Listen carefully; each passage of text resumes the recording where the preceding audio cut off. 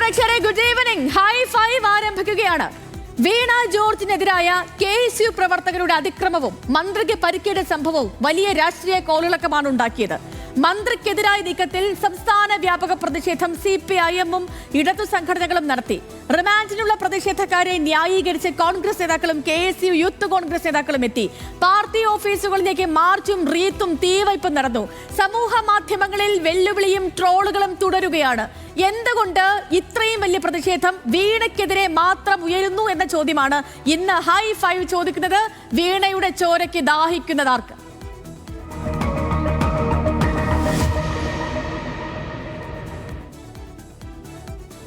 പ്രിയപ്പെട്ട പ്രേക്ഷകരെ, ഈ പ്രതിഷേധ സമയത്ത് ന്യായീകരിക്കാനാണെങ്കിലും കോൺഗ്രസ് സൈബറിടത്തെ ചോദ്യമാണ് ഉമ്മൻചാണ്ടി ആക്രമിച്ചത് നിങ്ങൾ മറന്നുപോയോ എന്ന്. സോളാർ കാലത്ത് സ്വന്തം മുന്നണിയിൽ നിന്ന് പോലും ആരോപണമുയർന്ന് കോൺഗ്രസിന്റെ നേതാക്കളിൽ പലർക്കുമെതിരെ ലൈംഗിക ആരോപണത്തിനൊപ്പം അഴിമതി ആരോപണവും ഉയർത്തി വലിയ പ്രതിഷേധം കേരളത്തിലാകെ ഉയരുമ്പോഴായിരുന്നു മുഖ്യമന്ത്രി ഉമ്മൻചാണ്ടിക്കെതിരായ പ്രതിഷേധം നമ്മൾ കണ്ണൂരിൽ കണ്ടത്. അന്നത്തെ അതിക്രമമായാലും ഇന്നലെ വീണ ജോർജിനെതിരായ അതിക്രമമായാലും രാഷ്ട്രീയ നേതാക്കൾക്കെതിരെ പ്രതിഷേധങ്ങൾ ശാരീരികമായ അതിക്രമത്തിലേക്ക് മാറരുത് എന്ന് തന്നെയാണ് ഹൈ ഫൈവിന്റെയും നിലപാട്. അന്ന് ഉമ്മൻചാണ്ടിക്കെതിരായ കരിങ്കൊടി പ്രതിഷേധത്തിനിടെ ഉണ്ടായ അക്രമത്തിൽ വധശ്രമത്തിന് തന്നെയായിരുന്നു കേസ്. ഇന്ന് വധശ്രമത്തിനെതിരെ കേസെടുക്കുമ്പോൾ ചോദ്യം ചോദിക്കുന്നവരാണ് അന്ന് അധികാരത്തിൽ ഉണ്ടായിരുന്നത് എന്ന കാര്യവും നമ്മൾ മറന്നു പോകരുതല്ലോ. ചില ചോദ്യങ്ങൾ ഹൈ ഫൈവും ചോദിക്കുകയാണ്. എന്തുകൊണ്ട് വീണ ജോർജിനെതിരെ മാത്രം ഇത്രയും വലിയ നീക്കം നടക്കുന്നു? തുടരെ തുടരെ പ്രതിഷേധിക്കാൻ വീണ ചെയ്ത തെറ്റെന്താണ്?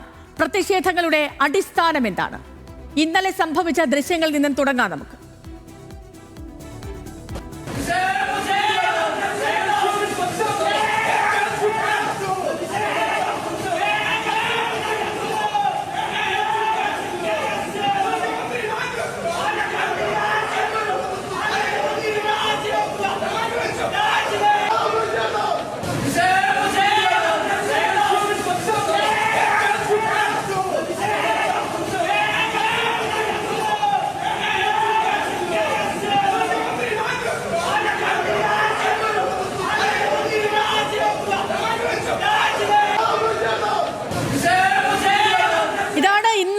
സംഭവം ഇന്നലെ ഉണ്ടായ സംഭവ വികാസങ്ങൾ നമ്മളൊക്കെയും അന്ന് തത്സമയം കണ്ടതാണ്. ചില കാര്യങ്ങൾ പറയാതെ വയ്യ.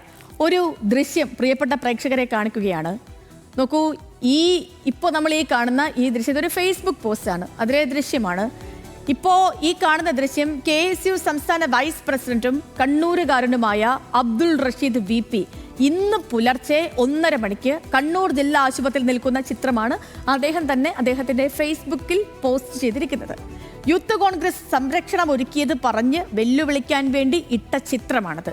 ഈ ചിത്രത്തിലെ നേതാക്കൾക്ക് പുറകിലെ ആശുപത്രിയിലെ ദൃശ്യത്തിലേക്ക് നമ്മളൊന്ന് കണ്ണോടിക്കണം. അത് ഇങ്ങനെ കണ്ടാൽ ശരിയാവുന്നിരിക്കില്ല. അതൊന്ന് ആ ദൃശ്യം ഒന്ന് ഫുൾ സ്ക്രീൻ എടുത്താൽ പ്രേക്ഷകർക്ക് അത് വളരെ വൃത്തിക്കത് കാണാൻ കഴിയും. ഈ ദൃശ്യം ഇപ്പോൾ കാണുന്ന ആ ദൃശ്യം, ഇതിലെ നമ്മൾ ഈ യൂത്ത് കോൺഗ്രസ് നേതാക്കളെ മാറ്റി ആ ആശുപത്രിക്കുള്ളിലെ ദൃശ്യത്തിലേക്കൊന്ന് കണ്ണോടിച്ചാൽ മതി. നമ്മുടെ നിലവിലെ സർക്കാർ ആശുപത്രികളുടെ നിലവാരം എത്ര കണ്ടു മാറി എന്ന് മനസ്സിലാക്കാൻ. ഇതൊരു സ്വകാര്യ ആശുപത്രിയല്ല, ഇതൊരു സർക്കാർ ആശുപത്രിയാണ്. ആ ആശുപത്രിയിലെ പശ്ചാത്തല വികസനമാണ് നമ്മൾ ഈ കണ്ടുകൊണ്ടിരിക്കുന്നത്. ഈ ദൃശ്യം ഒന്ന് കാണിച്ചു എന്നേ ഉള്ളൂ. ഇന്ത്യയിൽ തന്നെ ആദ്യമായിട്ട് ഒരു സർക്കാർ ജില്ലാ ആശുപത്രിയിൽ ഹൃദയമാറ്റ ശസ്ത്രക്രിയ നടത്തിയ സംസ്ഥാനം അത് നമ്മുടേതാണ്, കേരളമാണ്. ആരോഗ്യമന്ത്രി വീണ ജോർജിന്റെ നേതൃത്വത്തിൽ ഉള്ള ആരോഗ്യ വകുപ്പാണ് ഇതിനൊക്കെയും പിന്നിൽ. ഇന്ത്യയിൽ തന്നെ ആദ്യമായി സർക്കാർ ഉടമസ്ഥതയിൽ അവയവ മാറ്റത്തിന് മാത്രമായി ഒരു സൂപ്പർ സ്പെഷ്യാലിറ്റി ഹോസ്പിറ്റൽ വരാൻ പോവുകയാണ് കേരളത്തിൽ. അപ്പോഴും ആരോഗ്യമന്ത്രി വീണ ജോർജ് ആണ്. ശിശുമരണ നിരക്കിന്റെ കാര്യത്തിൽ അമേരിക്ക പോലും കേരളത്തിന് പിന്നിലാണ്. അപ്പോഴും ഇവിടുത്തെ ആരോഗ്യമന്ത്രി വീണ ജോർജ് തന്നെയാണ്. ഇനി പ്രതിഷേധത്തിലേക്ക് പോകാം നമുക്ക്. ഇപ്പൊ പ്രതിഷേധം ഉയർത്തിയത് ആരാ? KSU ആണ്. വിദ്യാഭ്യാസ വിഷയത്തിൽ പ്രതിഷേധിക്കാൻ അവസരമില്ലാത്തത് കൊണ്ടാണോ എന്നറിയില്ല, KSU വിദ്യാഭ്യാസ മന്ത്രിയെ വിട്ട് ഇപ്പോൾ ആരോഗ്യമന്ത്രിക്കെതിരെ തിരിഞ്ഞത്. എന്തായാലും ഇപ്പോൾ നടക്കുന്ന ആരോഗ്യമന്ത്രിക്കെതിരായ പ്രതിഷേധത്തിൽ പോലും അഴിമതി ആരോപണമോ ഒരു ക്രമക്കേടോ ഉയർത്തിയിട്ടുള്ളതല്ല എന്നുള്ള കാര്യവും നമ്മൾ മനസ്സിലാക്കേണ്ടതാണ്. ഇനി എന്തൊക്കെയാണ് ആരോഗ്യമന്ത്രിക്കെതിരെയുള്ള ആരോപണങ്ങൾ, അതും കൂടി പരിശോധിക്കണമല്ലോ. നോക്കൂ, ആശുപത്രികളിൽ ഡോക്ടർമാർക്ക് പറ്റിയ പിഴവുകൾ ചൂണ്ടിക്കാട്ടിയുള്ള പ്രതിഷേധമാണ് ഇപ്പോൾ നടക്കുന്നത്. ഡോക്ടർമാർക്ക് പറ്റിയ ഏതെങ്കിലും പിഴവുകൾ ന്യായീകരിച്ച് ഇരകൾക്കെതിരെ നിലപാടെടുത്തിട്ട് പോലുമില്ല ആരോഗ്യമന്ത്രി വീണ ജോർജ്. എല്ലാ ആരോപണങ്ങളും അന്വേഷണത്തിന് വിടുകയും കോടതി നടപടികളിലേക്ക് പോലും പോകാൻ അവസരം ഒരുക്കുകയും ചെയ്തതാണ് നമ്മൾ ഇതുവരെ കണ്ടിട്ടുള്ളത്. എന്നിട്ടും ഒരു വനിതാ മന്ത്രിക്കെതിരെ അതിക്രമം തുടരുന്നതിന് പിന്നിൽ മറ്റ് കാരണങ്ങളുമുണ്ട്. അമേരിക്കയിലെ ആരോഗ്യ രംഗത്തെ കുത്തക കമ്പനികളിൽ 2 എണ്ണം കേരളത്തിലെ പ്രമുഖ ആശുപത്രികളിലെല്ലാം നിക്ഷേപം നടത്തി. 2 വർഷത്തിനുള്ളിൽ 7000 കോടി രൂപയാണ് നിക്ഷേപിച്ചത്. 2023 ഒക്ടോബർ മാസത്തിനു ശേഷം കേരളത്തിലെ വിവിധ സ്വകാര്യ ആശുപത്രികളിൽ 10ഓളം കമ്പനികൾ നിക്ഷേപം നടത്തിയെന്നാണ് റിപ്പോർട്ട്.